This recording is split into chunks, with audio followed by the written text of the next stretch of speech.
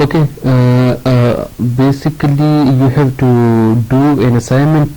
So basically we will you have to calculate the heat transfer rate for these three scenarios. We will you have basically, in first case you have a heater with no extended fins, and with second one you have a heater with rectangular fins, and with the third you have a heat sink with the circular fins. So I have basically given you all the data. The heat sink is basically 50 by 50 mm, and you have also the data which you will need for the calculations. So here you can calculate the surface area using these two dimensions, and here you have basically these two dimensions along with the fin thickness, fin spacing, and fin number. So using these values you can easily calculate the surface area of this heatsink, and again you have the data for this heatsink also. So you can also use these values to calculate your heatsink surface area.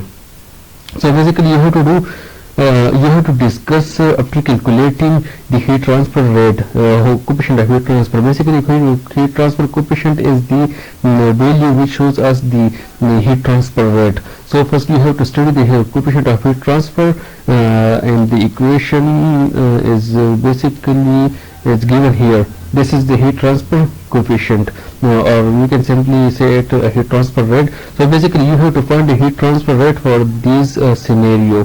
So the Q is basically the input power, A is the surface area, and delta T is the temperature difference. So use Q is equal to 80 watt. Let's say we have Q is equal to 80 watt, and temperature difference you have already noted your for simple geometry like with no fins, you have already noted the temperature difference. Basically you have to take the surface temperature and the ambient temperature. So I am providing you with data, so you have to take the temperature, the ambient temperature is 25 degrees C, and the surface temperature like you have to take the surface temperature about 103 degrees C temperature for all three heat sinks, and then you have to calculate the surface area and put the surface area in the equation and find out the heat transfer coefficient, and then you have to discuss that which case have maximum heat transfer coefficient and why heat transfer coefficient is maximum in that specific case.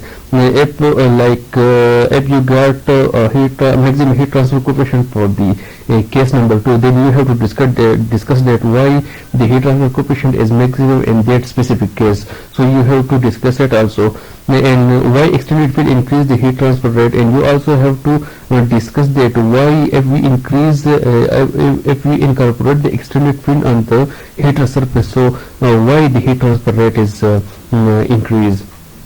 And the last one is that what are the factors that affect heat transfer rate. So on the basis on this experiment and the previous experiment, you have to discuss that which are the factors, the two factors that can affect the heat transfer rate. So you also have to discuss, and then you have to submit the assignment with the calculations and with all these discussion online on Google Classroom. So thank you for attending this class. So I am giving you the link, providing with the link to you in Google Classroom, and also you can see it here in this video.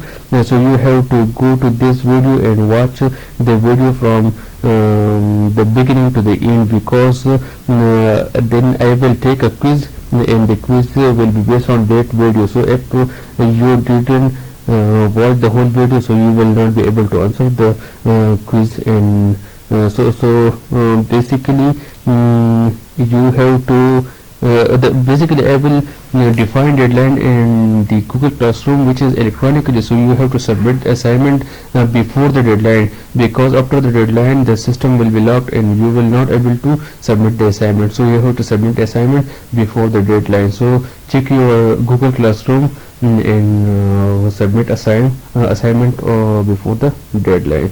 Thank you very much.